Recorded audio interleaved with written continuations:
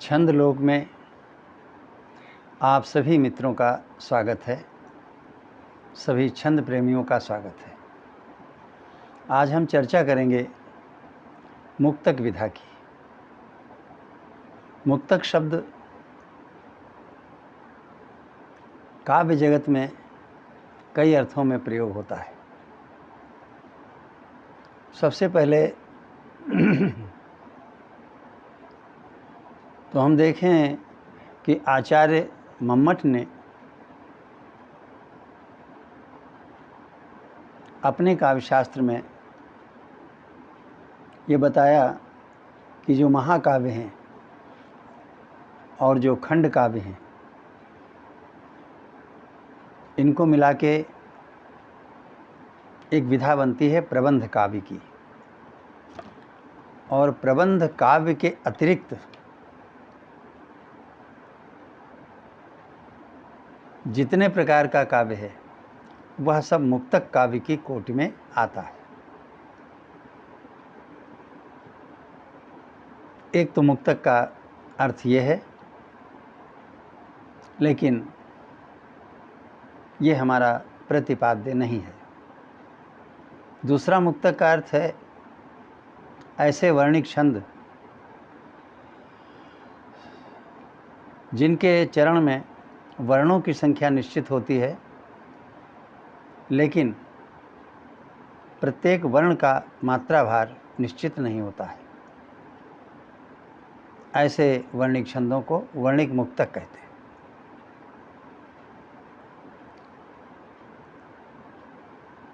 हमारा आज का प्रतिपाद्य वह भी नहीं है। और तीसरा मुक्तक एक गेय काव्य की विधा है।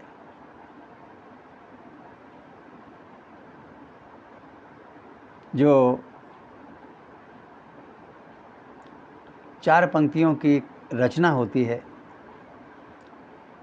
जिसमें पहली, दूसरी और चौथी पंक्तियां तुकांत तथा तीसरी पंक्ति अतुकांत होती है। चारों पंक्तियां एक ही लय, एक ही छंद पर आधारित होती हैं और उसकी कहानी कुछ विशेष होती है कि मुक्तक एक ही विषय पर केंद्रित होता है। चारों पंक्तियां मिलकर के किसी एक ही विषय का प्रतिपादन करती हैं और वह इस ढंग से करती हैं कि पहली 3 पंक्तियों में विषय की प्रस्तावना होती है और चौथी पंक्ति में उस विषय का रहस्यात्मक उद्घाटन होता है। रहस्यात्मक उद्घाटन यह है कि वास्तविकता को आदमी छिपाए बैठे रहता है और अंत में प्रकट करता है कि वास्तविक बात ये थी। तो 3 पंक्तियों में हम वास्तविक बात वो नहीं बताते हैं, उसकी सिर्फ भूमिका बनाते हैं। और चौथी पंक्ति में जो वास्तविक बात कहनी है उसका विस्फोट कर देते हैं, उसे प्रकट कर देते हैं और उसका प्रभाव बहुत चमत्कारी पड़ता है श्रोता के ऊपर और पाठक के ऊपर। यह बात उदाहरण से और अधिक अच्छी समझ में आएगी, ऐसा मुझे विश्वास है। इसलिए मैं एक मुक्तक का उदाहरण आपके समक्ष प्रस्तुत कर रहा हूँ। छिछोरों से अलग दिखती किसी गुणवान की आभा, कभी दबती न चांदी की चमक में ज्ञान की आभा। अंधेरों में चमकने का करे अभिमान कितना भी, मिटी है जुगनुओं से कब किसी दिन मान की आभा। मिटी है जुगनुओं से कब किसी दिन मान की आभा। मिटी है जुगनुओं से कब किसी दिन मान की आभा। अब इस मुक्तक में आप देखें तो 4 पंक्तियां हैं, चारों एक ही लय में हैं और वो लय एक विशेष छंद पे आधारित है। उस छंद का निगमन हम स्वयं ही कर सकते हैं इसी की पंक्तियों से। इसमें लघु की जगह ला और गुरु की जगह गा का प्रयोग करें तो एक मापनी बन जाएगी और वो मापनी उस छंद को परिभाषित करेगी, यानी उस छंद का परिचय देगी। तो इसमें देखें लघु गुरु किस रूप में आया है। छिछोरों से अलग दिखती किसी गुणवान की आभा।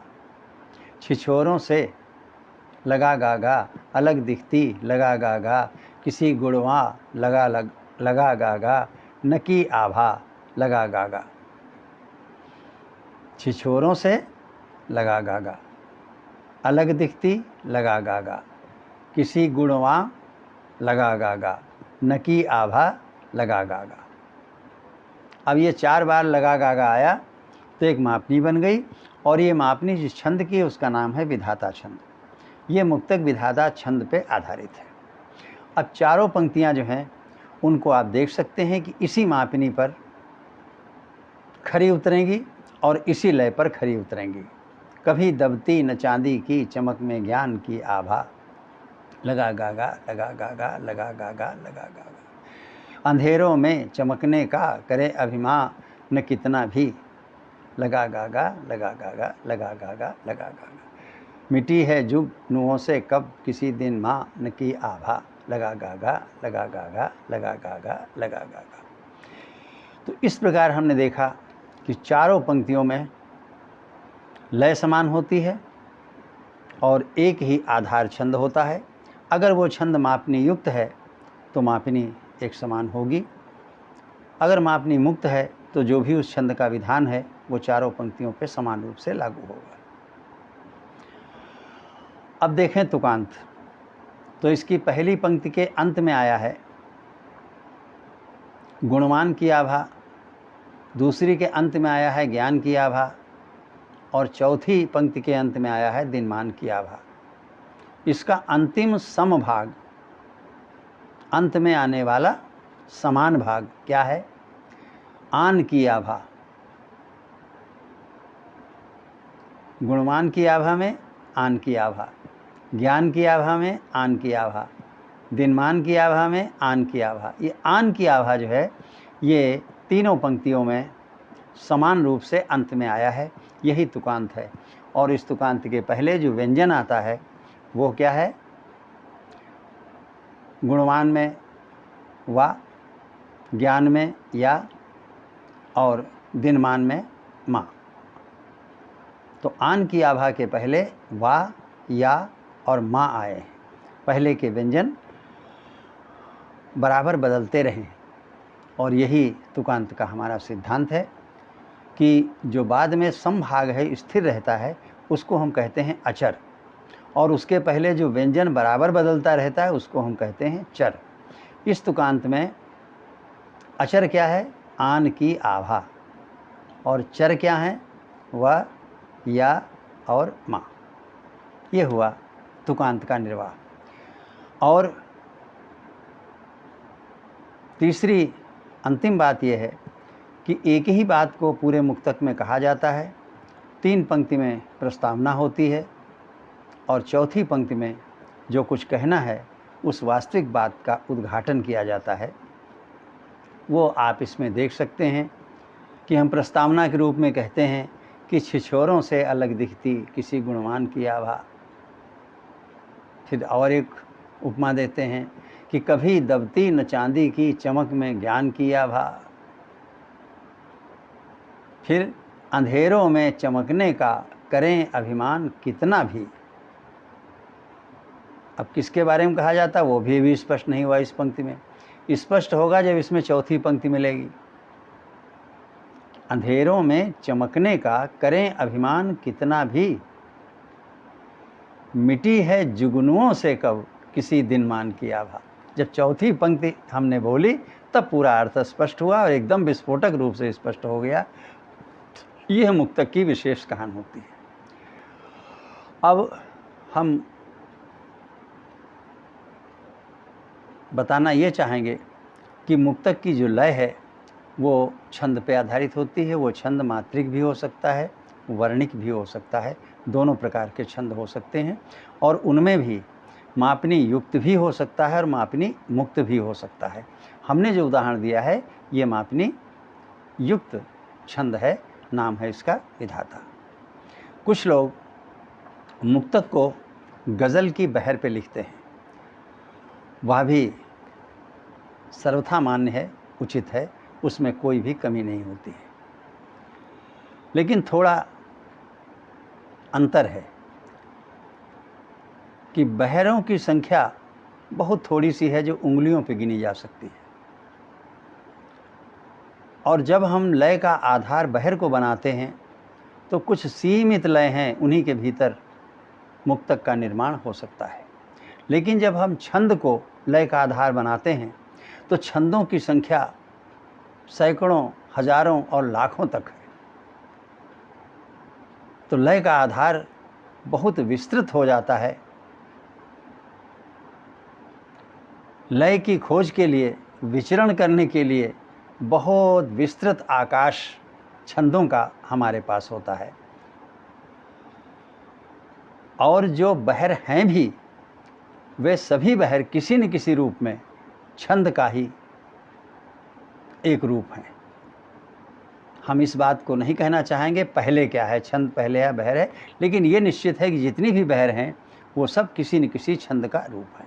तो जब हम छंद को आधार बनाएंगे तो जो बहर हैं वो तो सब छंद में आ ही जाएंगी, और उनके अतिरिक्त हजारों और छंद आ जाएंगे जो हमारी लय को आधार दे सकते हैं, नई नई लय हमको दे सकते हैं, जिन पर हम मुक्तक की रचना कर सकते हैं।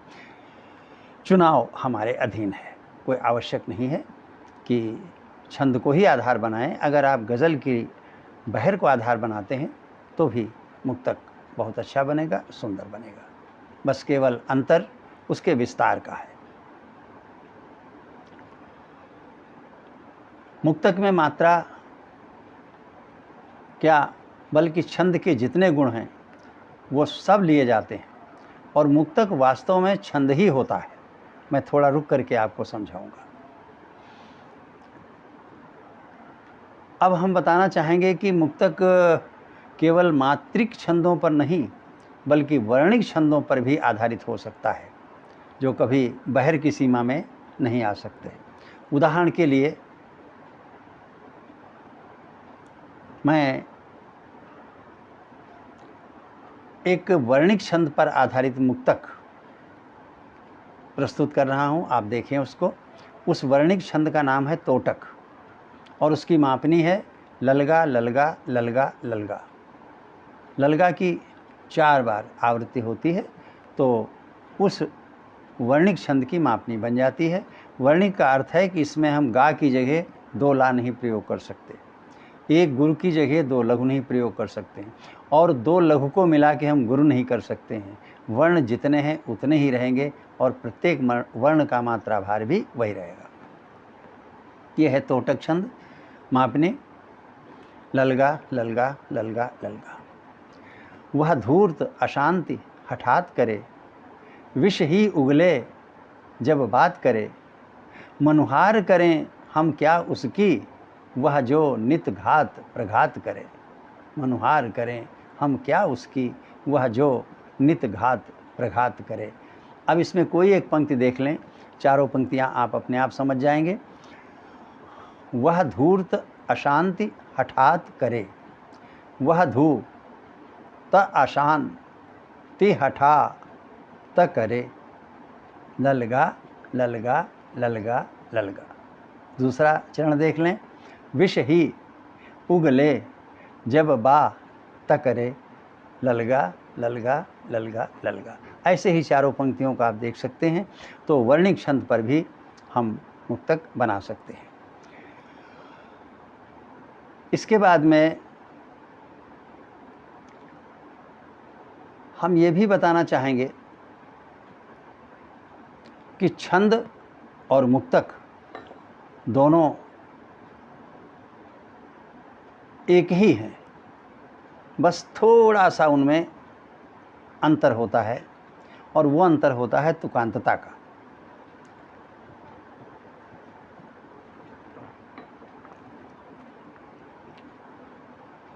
अगर हम तुकांतता में परिवर्तन कर दें तो वही मुक्तक छंद हो जाएगा, और वही छंद मुक्तक हो जाएगा। अंतर क्या है?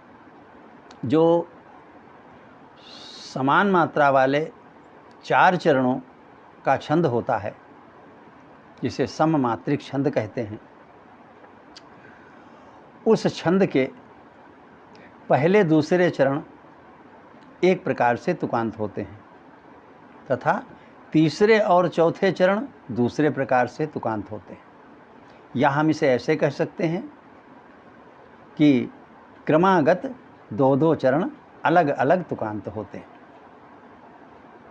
छंद में, और मुक्तक में पहला, दूसरा और चौथा पद तुकांत होता है या पंक्ति तुकांत होती है। चरण शब्द का प्रयोग केवल हम छंद में करेंगे, ये केवल छंद के लिए है, और जितनी भी विधाएं हैं, मुक्तक है, गीत है, कुछ भी है, तो उसमें चरण का प्रयोग नहीं, उसे पंक्ति कह सकते हैं। और समानता के लिए हम चाहें तो छंद के चरण को भी पंक्ति कह सकते हैं। हालांकि वो बहुत शुद्ध नहीं होगा, लेकिन अपने व्यवहार में बोल सकते हैं। तो छंद और मुक्तक, सममात्रिक 4 चरण वाले जो छंद हैं, उनमें भी 4 पंक्तियां हैं।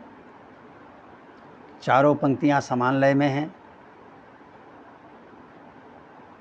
बस तुकांत में अंतर क्या है कि छंद में पहले दूसरे का तुकांत अलग, तीसरे चौथे का तुकांत अलग।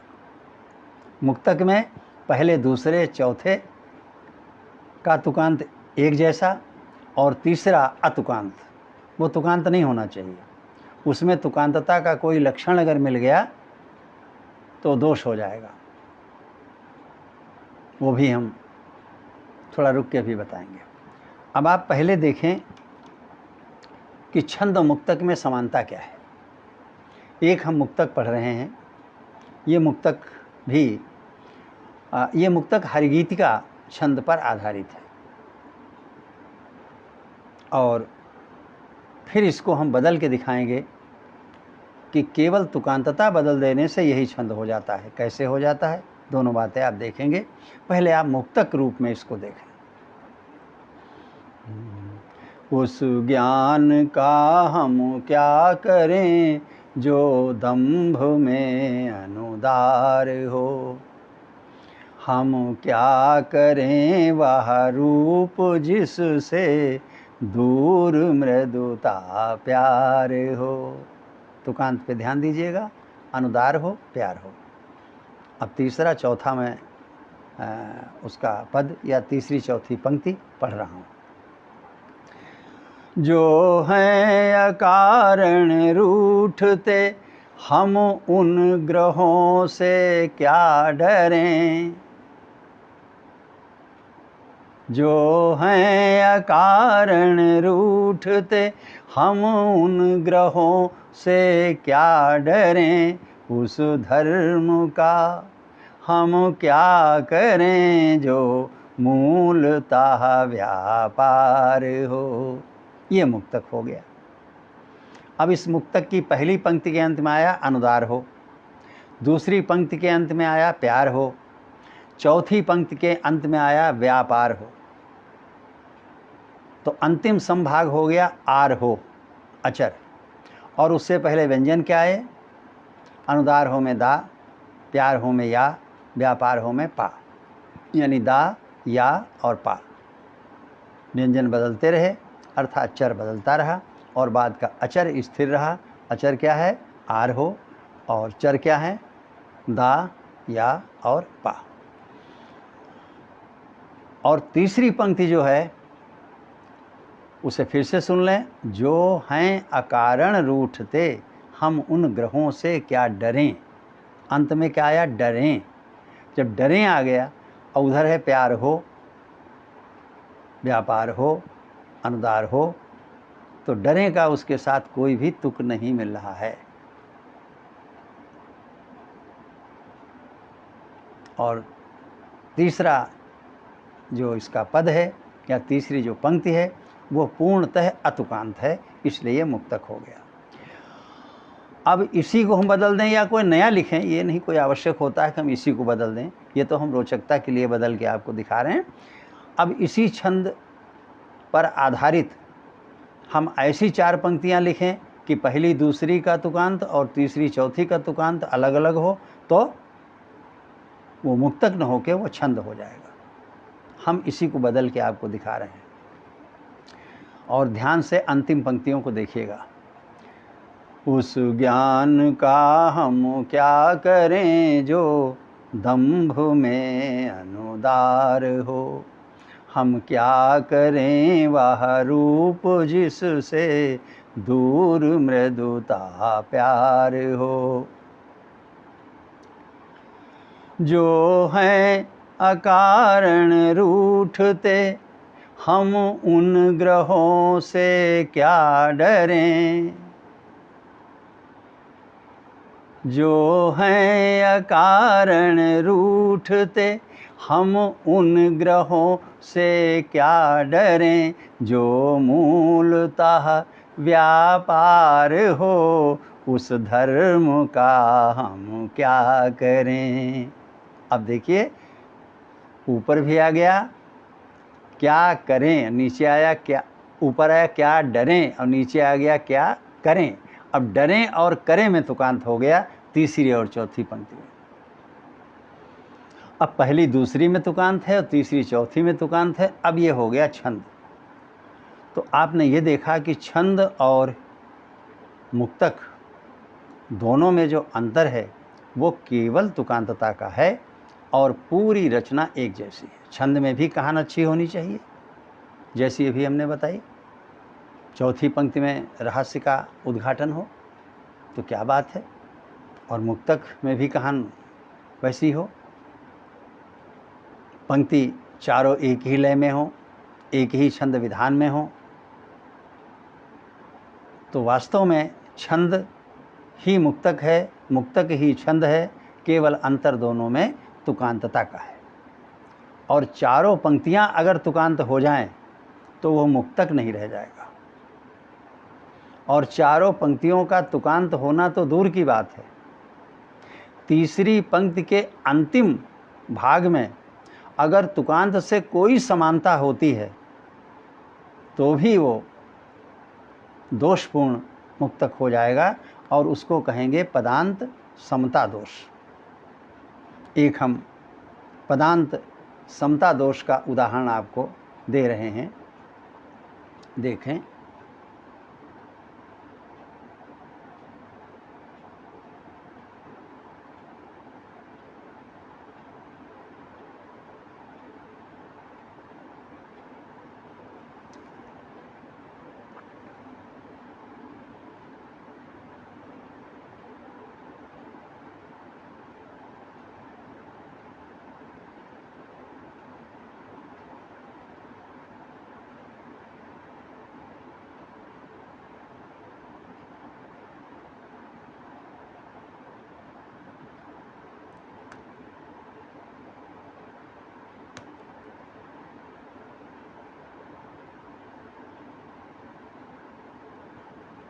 हम खोज रहे हैं, असल में हमने पहले से सोचा नहीं था लेकिन प्रस्तावना कर दी।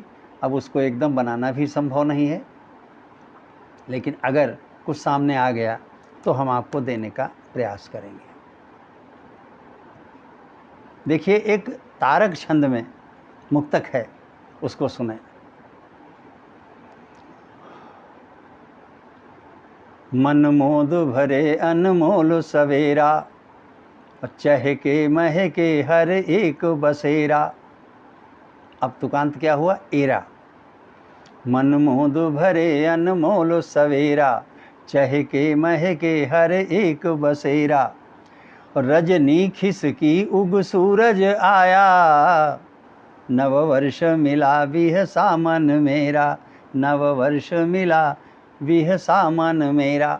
अब पहली, दूसरी और चौथी पंक्ति में तुकांत क्या है, सवेरा बसेरा मेरा, यानी एरा, एरा तुकांत है। और तीसरी पंक्ति है सूरज आया, तो तुकांत नहीं मिल रहा है, लेकिन आ मिल रहा है। बसेरा में आ है, सवेरा में आ है, मेरा में आ है, इसके अंत में तीनों में आ है, और तीसरी पंक्ति में भी है आया, या में आ है। तो अंतिम भाग अगर आ मिल गया तो भी ये अतुकांत की श्रेणी में नहीं रहा, अर्थात इसमें थोड़ी सी समता आ गई। अगर थोड़ी सी भी समता आ गई तो ये पदांत समता दोष कहा जाएगा। ये पदांत समता दोष गीतिका के युग्मों में भी देखा जाता है। युग्म के पहले पद में पदांत समता दोष नहीं होना चाहिए, और मुक्तक की तीसरी पंक्ति में भी पदांत समता दोष नहीं होना चाहिए। तो हमने आपके आगे ये बात रखी कि छंद और मुक्तक का पूरा विन्यास एक जैसा है, कहन एक जैसी है, केवल अंतर जो है वो तुकांतता का है। अगर हम इसी आधार पे मुक्तक को समझते रहेंगे और लिखते रहेंगे तो विभिन्न छंदों पे हम मुक्तकों का निर्माण कर सकते हैं, एक से एक अच्छे मुक्तक लिख सकते हैं। लेकिन केवल विन्यास को संतुष्ट कर देना, जो मुक्तक का ढांचा बताया गया है कि ऐसी लय होगी, ऐसा तुकांत होगा, उसमें शब्दों को फिट कर देना मात्र मुक्तक नहीं है। मुक्तक की आत्मा जो है, प्राण तत्व जो है, वो उसकी कहन में होता है। मुक्तक में एक महत्वपूर्ण कथ्य भी होना चाहिए, हम क्या कहना चाहते हैं, और उस कथ्य को प्रकट करने का ढंग जो है वो कहन होती है। वो कहन भी विशेष होनी चाहिए, और वो कहन हमने आपको बताई है क्या है कि पहली 3 पंक्तियों में प्रस्तावना और चौथी पंक्ति में रहस्य का उद्घाटन। इसकी तुलना हम संधान और प्रहार से करते हैं। जैसे पहली 3 पंक्तियों में हम अपने लक्ष्य पर संधान करते हैं, वैसे ही जैसे बहेलिया अपने लक्ष्य पर संधान करता है तीर से, और चौथी पंक्ति में वह तीर को छोड़ देता है, लक्ष्य पर प्रहार कर देता है। ऐसे ही हम चौथी पंक्ति में जब चौथी पंक्ति छोड़ते हैं तो अपने लक्ष्य पर प्रहार करते हैं। 3 पंक्तियों में संधान और चौथी पंक्ति में प्रहार। बस दोनों के प्रहार में अंतर इतना होता है कि जिस समय बहेलिया का तीर लक्ष्य से लगता है तो लक्ष्य की ओर से आह निकलती है, लेकिन जब हमारे मुक्तक की चौथी पंक्ति का प्रहार श्रोता या पाठक के हृदय पर होता है तो उसके हृदय से वाह निकलती है, और इसी वाह के कारण मुक्तक अन्य विधाओं में बहुत ही श्रेष्ठ है। इसे कवि सम्मेलन के मंचों पर पढ़ा जाता है। मुक्तक शैली में गीत के अंतरे ही बनाए जाते हैं, और मुक्तक शैली में पूरे खंड काव्य भी लिखे गए हैं। आप जितना जैसे चाहें इस मुक्तक का प्रयोग कर सकते हैं। मेरी बहुत बहुत शुभकामनाएं।